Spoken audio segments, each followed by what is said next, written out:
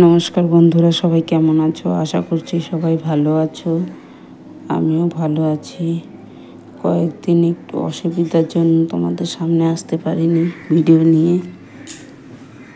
তো আজকে চলে আসলাম আমার একটি রেসিপি নিয়ে। তো আজকে বানাবো ছোট আলু দিয়ে পনির রসা, একদম নিরামিষ। তো এই দেখো, আমি এখানে 750 গ্রামের মতো ছোট আলু সেদ্ধ করে ছুলে নিয়েছি। আর এখানে আছে 250 গ্রাম পনির, বড় বড় করে কেটে নিয়েছি। তো এখানে যে কড়াইতে তেল দিয়ে দিলাম, দিয়ে এখন পনিরগুলো এখন একটু ভেজে নেব।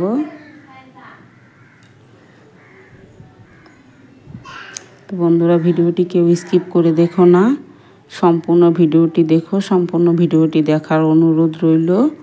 বন্ধুরা, আমার চ্যানেলে যদি ভিডিওটি প্রথমবারের মতো দেখে থাকো, তাহলে চ্যানেলটি সাবস্ক্রাইব করে আমার পাশে থেকো, আর পাশে থাকা বেল আইকনটি অন করে দিও, যাতে যে কোনো ভিডিও ছাড়ার সঙ্গে সঙ্গে তোমাদের কাছে নোটিফিকেশন পৌঁছে যায়। এই অনুরোধ রইল, ছোট্ট একটি অনুরোধ। প্লিজ চ্যানেলটি সাবস্ক্রাইব করে আমার পাশে থেকো।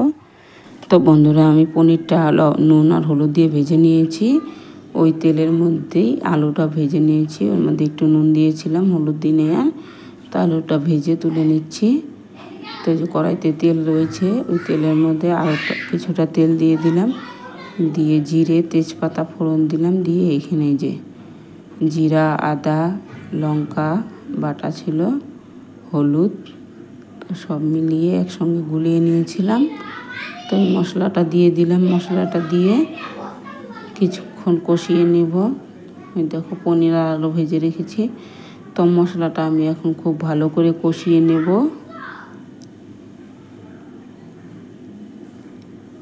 তো মশলাটা কষিয়ে নিচ্ছি। এখন পরিমাণ মতো নুন দিয়ে দেব। নুনটার মধ্যে একটু জল পড়েছিল, সেজন্য ভিজা ভাজা হয়ে গেছে। তো মশলাটা খুব ভালো করে কষিয়ে নিচ্ছি।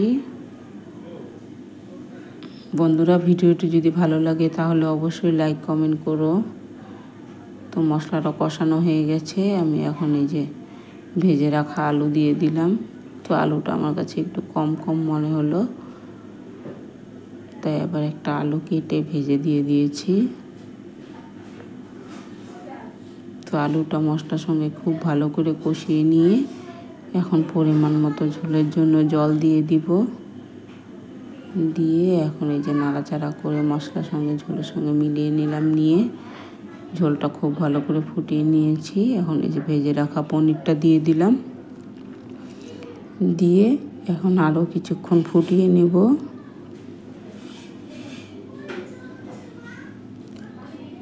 তো আমি আরও কিছুক্ষণ ফুটিয়ে নিলাম। নিয়ে যে কয়েকটা কাঁচা লঙ্কা দিয়ে দিলাম।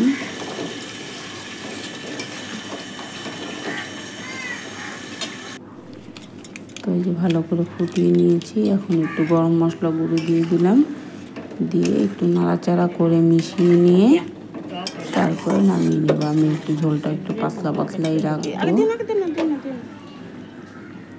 খুব ঘন করব না। তো আমি তো পনিরটা নামিয়ে নিয়েছি। এই দেখো বন্ধুরা, রেসিপিটি যদি ভালো লাগে তাহলে অবশ্যই একটি লাইক করো আর কমেন্ট করে জানিও কেমন হয়েছে। বেবি পটেটো দিয়ে পনিরের রসা।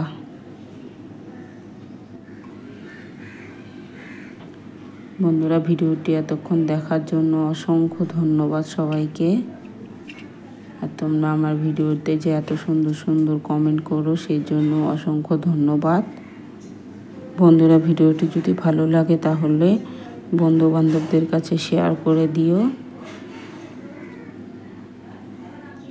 আর আবারও চলে আসবো আরেকটি ভিডিও নিয়ে। ধন্যবাদ। সবাই ভালো থেকো, সুস্থ থেকো।